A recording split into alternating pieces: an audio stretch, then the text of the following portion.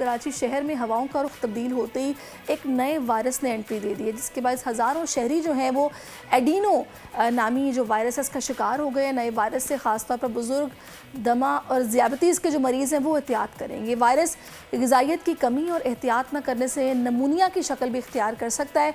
तो जो तिबी माहिरीन हैं उनके मुताबिक एडिनो नामी वायरस से अमूमन नज़ला, खांसी, ज़ुकाम, बुखार की कैफियत होती है और वायरस से मुतासर शख्स 2 से 3 दिन मुकम्मल आराम करे तो सेहतयाब हो जाता है।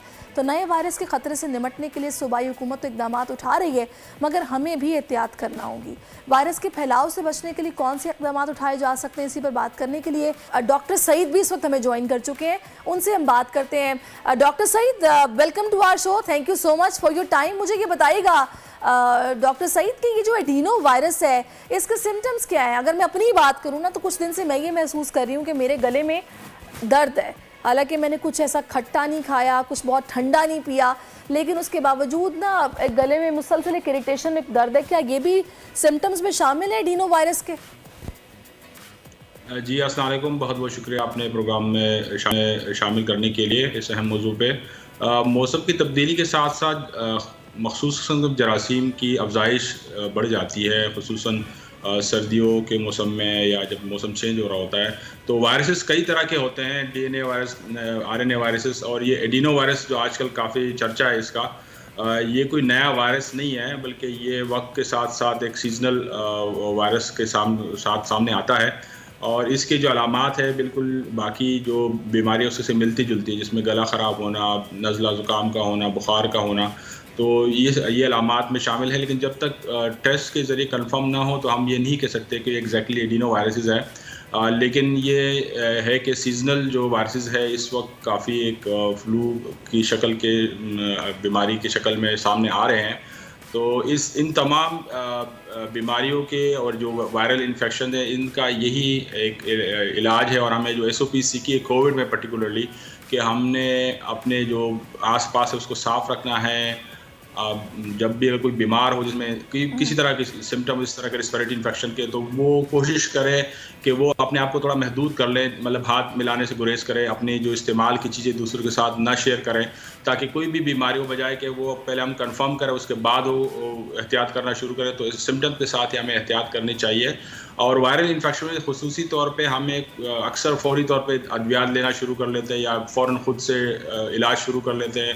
खुसूसन काफ़ी लोग एंटीबायोटिक का इस्तेमाल करते हैं, तो वो बहुत ज़्यादा नुकसानदेह है, उसका कोई फ़ायदा नहीं है वायरल इन्फेक्शन में, बल्कि उसका उल्टा नुकसान है। तो कोशिश करनी चाहिए जो सेल्फ मेडिकेशन है उसको अवॉइड करें, बल्कि ये वायरल इन्फेक्शन उमूमी तौर पे ख़ुद सही हो जाते हैं। आपने सिर्फ जो बुखार कम करने की अद्वियात है वहाँ तक अपने आप को महदूद करें। नहीं तो इसमें डॉक्टर सही मुझे ये बताएगा कि इसकी वर्स्ट कंडीशन क्या है? वैसे तो मैंने अभी बताया कि 3 दिन का आराम डॉक्टर्स बताते हैं, उसके बाद इंसान मुकम्मल सेहतयाब हो जाता है।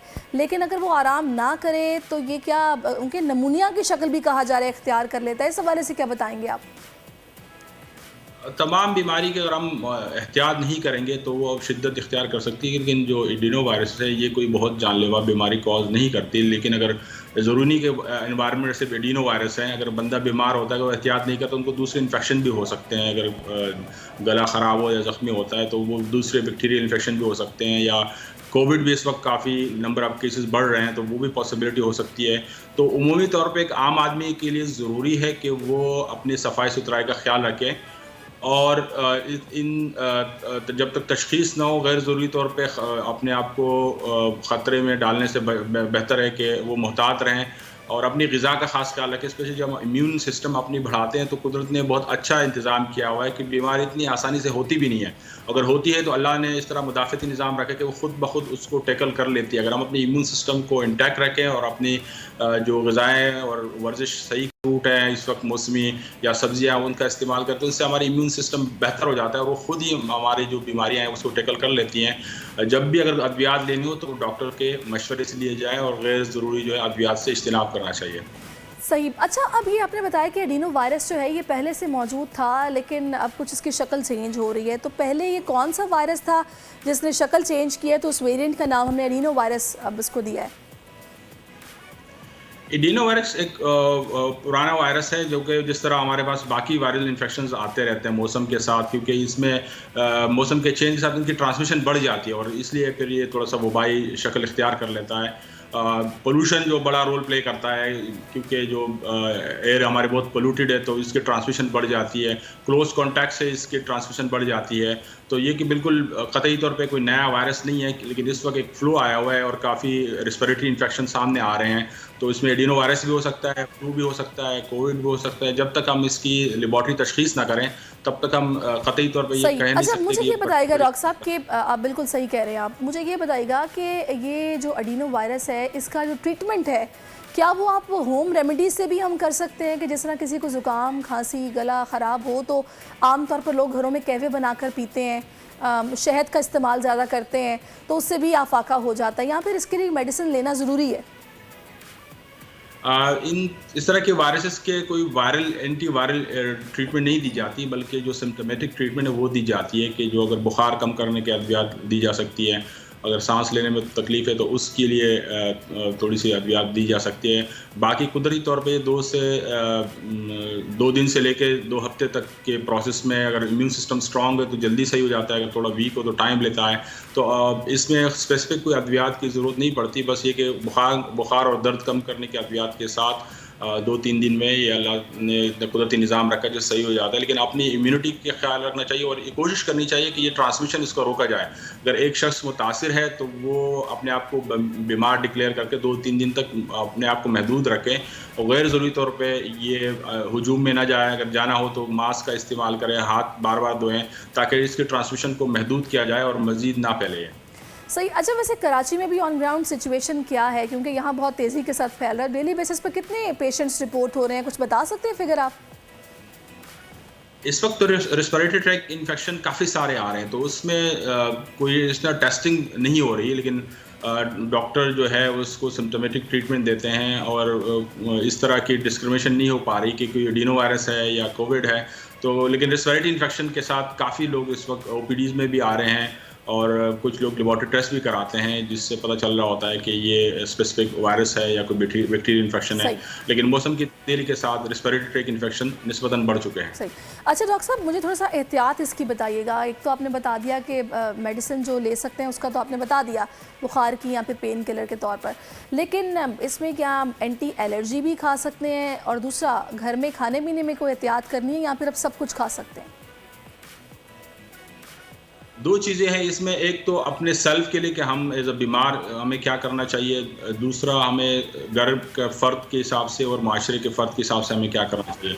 तो अपने इलाज के लिए तो डॉक्टर्स के मशवरे से हमें अमल करना चाहिए, या वक्ती तौर पे अगर बुखार कम करने की अद्वियात ली जाए या अगर नज़ला ज़ुकाम है तो उसकी अद्वियात दी जा सके। कतई तौर पे एंटीबायोटिक गैर ज़रूरी तो नहीं लेनी चाहिए, तो ये बहुत ज़रूरी है। फिर इस तरह की रेस्पिरेटरी ट्रैक को नॉर्मल करने के लिए स्टीम यूजुअली लोग ले सकते हैं और फल फ्रूट जिस तरह इस वक्त सिट्रस अवेलेबल है उसका इस्तेमाल किया जा सकता है, इससे आपकी इम्यून सिस्टम बूस्ट हो जाता है। और दूसरे जो माशरती लिहाज से हमारी जिम्मेदारी है कि इसको फैलाने में, मज़ीद फैलाने में, अपने घर के दूसरे अफराद तक फैलाने में और फिर महल्ले में और शहर में फैलाने में उसको बचाव में अपना रोल प्ले करना चाहिए ताकि ये इसका रोकथाम हो सके। अदरवाइज़ आज हम बीमार हैं, ये हम मोहल्ले में फैलता है या शहर में फैलता है तो दोबारा हम बीमार होने का खदशा होता है। तो ये कोशिश करनी चाहिए कि अपने सेहत का भी ख्याल रखें, लेकिन दूसरों तक इस वायरस के फैलाव को रोकने में अपना हिस्सा डालना चाहिए। अच्छा, बच्चे इससे जल्दी इफेक्ट हो रहे हैं या फिर बड़ों में ये ज़्यादा फैल रहा है? एडिनो वायरस एक ऐसा वायरस है जो तमाम उम्र के अफराद को मुतासर करता है, बच्चों को भी, बड़ों को भी और बुज़ुर्गों को भी। लेकिन बच्चों की और बुज़ुर्गों की चूँकि इम्यून सिस्टम निस्बतन वीक होता है तो उसको निस्बतन ज़्यादा मुतासर करता है और यही वजह है कि अक्सर स्कूल जाने वाले बच्चों में आजकल अगर आप देखें तो नज़ला ज़ुकाम या नाक बहने की ज़्यादा शिकायत आती हैं। तो कोशिश करनी चाहिए कि बच्चों को सुबह जो है मास्क का इस्तेमाल करें या ये कोशिश करें कि उनको जो पोल्यूटेड हवा है उससे महफूज रखें ताकि ये बीमारी उनको ना हो और मज़ीद आगे भी ना फैलें। सही। अच्छा डॉक्टर साहब, इसके अलावा कोई एहतियात अगर ऐसी है जो कि हमें करनी चाहिए, घर से बाहर मास्क लगा कर निकलें या फिर वही जो कोविड में थी हैंड सैनिटाइज़र का इस्तेमाल, ये सब भी ज़रूरी है या फिर सोशल डिस्टेंसिंग? जो रिस्पिरेटरी इन्फेक्शन है उनकी तमाम की मिलती जुलती एसओपी जो स्पेशली कोविड में बहुत ज़्यादा उसकी प्रोपगेशन हो गई थी और उसको प्रमोट किया गया था, अगर हम वही फॉलो करें तो ये जितने भी रिस्पिरेटरी इन्फेक्शंस हैं उनको हम रोक सकते हैं, जिसमें मास्क का इस्तेमाल, स्पेशली कोई शख्स अगर मुतासिर हो तो उसको कोशिश करनी चाहिए कि आपने इस्तेमाल की चीज़ें दूसरे से शेयर ना करें, हाथ मिलाने से